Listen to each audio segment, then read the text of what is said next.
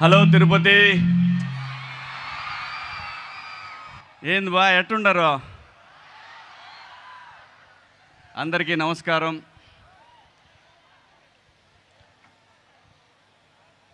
నా జీవితం మొదలైంది అన్నపూర్ణ బ్యానర్లో. నాకు అవకాశం ఇచ్చింది నాగార్జున గారు. అలా మొదలైన నా ప్రయాణం గడిచిన 3 దశాబ్దాలుగా మీ ఇళ్లల్లో కనిపిస్తూ ఉన్నాను. దానికి కారణం నాగార్జున గారు, వైవిఎస్ చౌదరి గారు.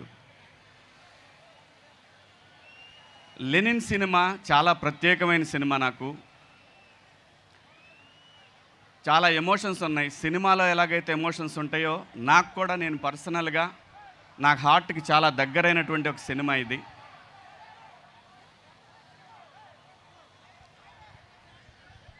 సినిమా గురించి ఇప్పుడు మాట్లాడటం కన్నా కూడా సినిమా రిలీజ్ అయిన తర్వాత సినిమా మాట్లాడుతుంది. ఆ తర్వాత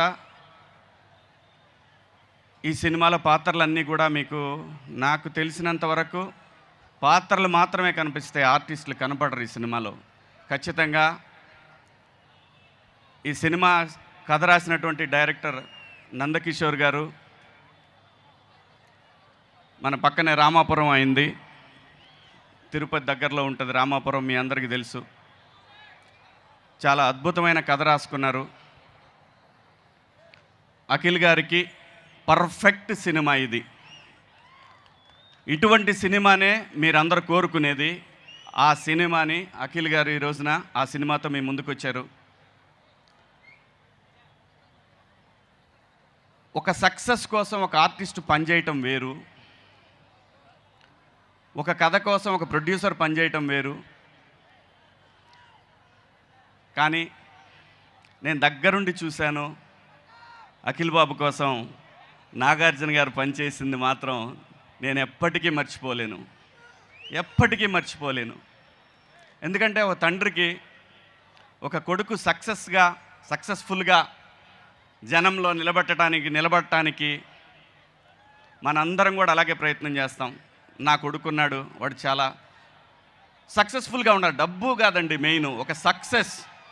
ఆ సక్సెస్ కోసం అఖిల్ బాబు ఎంతైతే కష్టపడ్డాడు ఈ సినిమాకి, నా కళ్ళ ముందు నేను ఆయన బేబీగా ఉన్నప్పుడు చూశాను. ఈరోజు లెనిన్గా నా కళ్ళతోటి నేను దగ్గరుండి, చాలా నా హార్ట్కి దగ్గరైన సినిమా, నా హార్ట్కి దగ్గరైన మనుషులు, అద్భుతమైనటువంటి పెర్ఫార్మెన్స్ చూస్తారు ఈ సినిమాలో అఖిల్ బాబుది. అలాగే ఏంది భారతి, చాలా అద్భుతమైనటువంటి నటీమణి అండి ఈ అమ్మాయి. చాలా బ్రహ్మాండమైనటువంటి ఆర్టిస్టు. తను చేసిన ఫస్ట్ నేను తన షూటింగ్లో చూసింది రామారావు గారి డైలాగు, ఏమంటివి జాతి నిపమన సూతసుతన కింద నిలువరహత లేదందువా. ఎంత మాట.